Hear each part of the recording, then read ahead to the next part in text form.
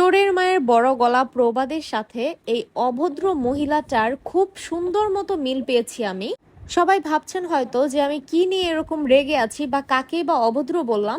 তো চলেন আজকের এই ভিডিওতে আমি আপনাদের সাথে পুরো ঘটনাটা শেয়ার করি। তার আগে একটু বলে দিচ্ছি, আমরা শুধুমাত্র গাজীপুর জেলার ভিতরে কেকের অর্ডার নিয়ে থাকি। এমনকি যদি গাজীপুর জেলা হওয়া সত্ত্বেও আমাদের লোকেশন হতে আপনার লোকেশনটা খুব বেশি দূর হয়ে যায়, সেক্ষেত্রেও কিন্তু আর আমরা কেকের অর্ডারটা রাখি না। তাই ইনবক্সের শুতে আপনাদের ডিটেলস লোকেশনটা অবশ্যই জানাবেন। যাই হোক, এখন চলেন মূল ঘটনায় আসি। আমার ফেসবুকে যখন আমি কন্টেন্টগুলো দেই, প্রতিনিয়তই বলতে গেলে দেখা যায় প্রায়ই প্রতি সপ্তাহে এরকম আমি নোটিফিকেশন পাবই যে আমাদের কন্টেন্টের সাথে অন্য আরেকজনের কন্টেন্টের একদম 100% ম্যাচ হয়ে গেছে। তো ফেসবুক থেকে কিন্তু নোটিফিকেশনটা আসে, এখন নিউ আপডেট হচ্ছে এরকম। কেউ যদি আপনার কন্টেন্ট নিয়ে তার পেজে বা প্রোফাইলে পোস্ট করে, তো সেটার যে অরিজিনাল যার কন্টেন্টটা আর কি, তার কাছে নোটিফিকেশন ফেসবুক পাঠায়। তো সেরকমই আমি প্রায় যেহেতু এই ধরনের নোটিফিকেশন পাই, তারপরে আমি কখনো এসব নিয়ে কিছু বলি না। উঠতে গেলে দেখা যায় যখন দেখি যে ওই পেজটার মধ্যে একদম আমার বেশিরভাগ ভিডিওগুলোই দেওয়া বা তারা তাদের মতো করে ছাড়ছে, তখন হয়তো বা আমি জাস্ট একটা কমেন্ট করি যে আমার ভিডিও পারমিশন ছাড়া কেন নিয়েছেন।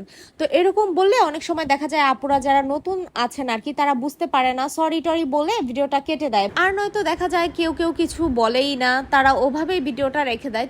তো একটা সময় পার হয়ে গেলে দেখা যায় যে আমিও আর এগুলো নিয়ে মাথা ঘামাই না বা ভুলেও যাই। তবে এইবার যেটা ঘটেছে সেই বিষয়টা একটু অন্যরকম। কিরকম সেটা আমি এখনই বলছি। গতকালকে আমার কাছে একটা নোটিফিকেশন আসে ফেসবুক থেকে, ওই যে যেরকমটা বললাম যে আমার কন্টেন্টের সাথে নাকি আরেকজনের কন্টেন্টের মিল পাওয়া গেছে একদম 100%। তো আমি নোটিফিকেশনটা চেক করলাম। তো আমি তারপর পোস্টটা দেখলাম যে কেকের বাড়ি কুমিল্লা নামক একটা পেজে আমার ভিডিওটা উনি পোস্ট করেছে। তবে সব থেকে মজার বিষয় হচ্ছে যে যখন তারা চুরি করে, এত সুন্দরভাবে চুরি করে, একদম সূক্ষ্মভাবে, যেন কেউ বুঝতে না পারে যে ভিডিওটা আপনার না। কিভাবে করে সেটা একটু বলছি। এই যে আমার প্রত্যেকটা ভিডিওর উপরে আপনারা দেখতে পারেন যে কেক কর্নার বাই সানিয়া পেজটার একটা লোগো আছে। এই লোগোটার জায়গায় তারা সুন্দর করে তাদের পেজের লোগোটা বসিয়ে দেয় আর আমাদের লোগোটা ঢেকে ফেলে। আর যারা এত চালাকি করতে না পারে, তারা করে কি, ভিডিওটা ক্রপ করে ছোট করে তারপর ছাড়ে, যেন আমাদের কোনো লোগো না থাকে। তো এরকমটা যখন আমি দেখলাম, আমার সত্যি কথা বলতে গেলে এগুলো দেখে দেখে এত পরিমাণ বিরক্ত হয়ে গেছে এখন। তো আমি ওনার ওই ভিডিওটাতে আর কি কমেন্ট করলাম যে আপনি আমার পেজের ভিডিও নিয়েছেন কেন পারমিশন ছাড়া, আবার আমার লোগো কেটে আপনার লোগোও দিয়েছেন, আবার ভিডিওতে ভয়েসের জায়গায় আপনি ওয়াজ মাহফিলের ওয়াজ ছেড়ে দিছেন, বা এ তো সদ্য পাপি, এরকম একটা কথা লিখছি। বলতে পারেন আমার খুবই মেজাজ গরম হয়ে গেছিল, যে কারণে এভাবে বলা। তো তারপর আমি গতকালকে আর কোনো রিপ্লাই পাইনি।